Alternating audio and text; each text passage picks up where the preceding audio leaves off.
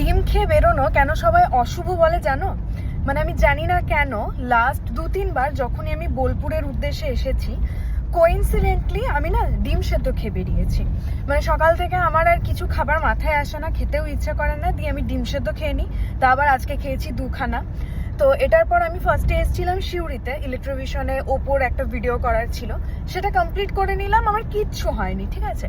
যেই বোলপুরের পথে রওনা দিলাম, আস্তে আস্তে দেখছি আমার কিরকম একটা গা গোলাচ্ছে মনে হচ্ছে, একটু একটু শরীর খারাপ করছে। না আমার এই মুহূর্তে কিছু খেতে ইচ্ছা করছে, না আমার মানে শরীর ঠিক হচ্ছে আর কি। তো আমি বুঝতে পারি না কেন বোলপুর এলেই আমার এসব শুরু হয়ে যায়, আর কেন সকালবেলায় খালি পেটে ডিম খাওয়া উচিত নয়। আমি এবার ব্যাপারটা বুঝতে পারলাম। মানে লোকে ঠেকে শেখে, তো আমি ঠেকেও শিখি না। না, এটাকে কথায় যখন বলা হয় তখন বলে ঠেকে শেখে। কেউ দেখে শেখে, কেউ ঠেকে শেখে। কথাটা অ্যাকচুয়ালি ঠকে যাওয়া না, কথাটা মানে ঠকে যাওয়ার কথাটা ঠিক, কিন্তু যখন এরকম করে বলে যে দেখে শেখে না ঠেকে শেখে, তখন ওটা বলে। যাই হোক, তোমরা এটা বলে দিও, তোমাদের মানে কি জানা আছে অবশ্যই আমাকে বলো। হতেও পারে যে আমি ভুল জানি। আচ্ছা বেশ, তো শরীর ঠিক আছে তো? তোমরা পুরি খেয়ে বেরোলি? অলওয়েজ ঠিকঠাকই থাকে, ভগবানের আশীর্বাদে থাকুক। যাই হোক, আমি তো ভয়ে পুরি খেলাম না আমার শরীর খারাপ করবো বলে, কিন্তু সেই আমার শরীর খারাপই হচ্ছে। যাই হোক, চলো এখন বোলপুরে ঢুকে গিয়েছি। বোলপুরে স্টোরে যে ভিডিওটা করার আছে ওটা আপাতত কমপ্লিট করি, তারপর দেখা যাক কোথায় খেতে যাওয়া যায়। ওপো F33 Pro এবং F33 নিয়েছিল আজ আমার ভিডিও, ফেসবুকে অলরেডি পোস্ট করা আছে, তোমরা দেখে জানিও কেমন লাগলো। কাজ কমপ্লিট হয়ে গেছে আর খাবারের জন্য এসেছি ক্লাব সেন্ট্রালে। এটাই মোটামুটি ভালো লাগে এখানে, আর তেমন কোনো রেস্টুরেন্টের ব্যাপারে খুব বেশি জানিও না, তাই এক্সপেরিমেন্ট এই মুহূর্তে আর করার চেষ্টা করলাম না। বাট তোমরা যদি বোলপুর থেকে কেউ দেখে থাকো, তোমাদের জানা যদি আর কোনো রেস্টুরেন্ট থাকে যেটা ভালো খাবার আছে আর কি, তো আমাকে অবশ্যই সাজেস্ট করতে পারো।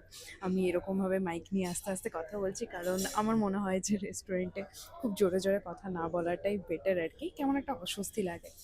তো আমাদের অনেক দিন ধরে ইচ্ছা ছিল একটু ভালো বিরিয়ানি খাবো, কারণ অনেক দিন ভালো বিরিয়ানি খাইনি। এবার আমি মাটন বিরিয়ানি নিয়েছি, কারণ মাটন বিরিয়ানি সেভাবে আমি খাই না, মানে কোথাও গেলে চিকেন বিরিয়ানিটাই খাই, তো মাটন সেভাবে খাওয়া হয় না। আর রাজ আবার মাটন খেতে পারে না, তো ও চিকেন বিরিয়ানি নিয়েছে। তো এখন বিরিয়ানিটা আসুক, তারপর দেখা যাক যে টেস্টটা কীরকম।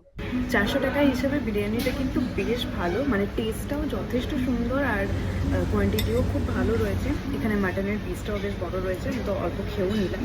আর এর সাথে কড়াই চিকেন নিয়েছি, যেটা টেস্টটাও কিন্তু বেশ ভালো, বিরিয়ানির সাথে জাস্ট অসাধারণ লাগছে। আর রায়তা আমার অল টাইম ফেভারিট, তো রায়তাটার জন্য বেশ ভালো লাগছে, তো আমার মনে হয় ঠিকঠাকই আছে। দিনের শুরুটা কাজ দিয়ে শুরু হলেও শেষটা যদি এক্সারসাইজ দিয়ে হয় তবে এনার্জি আবার ফিরে আসে। এক্সারসাইজ করার আগে পর্যন্ত এত ঘুম ঘুম লাগছিল, এত টায়ার্ড লাগছিল, বাট এখন অনেকটা এনার্জি পেয়ে গিয়েছি। আমার তো এক্সারসাইজ শেষ হয়ে গেছে, এবার আমি বাড়ি ফিরবো, বাইরে সন্ধ্যাও হয়ে গেছে।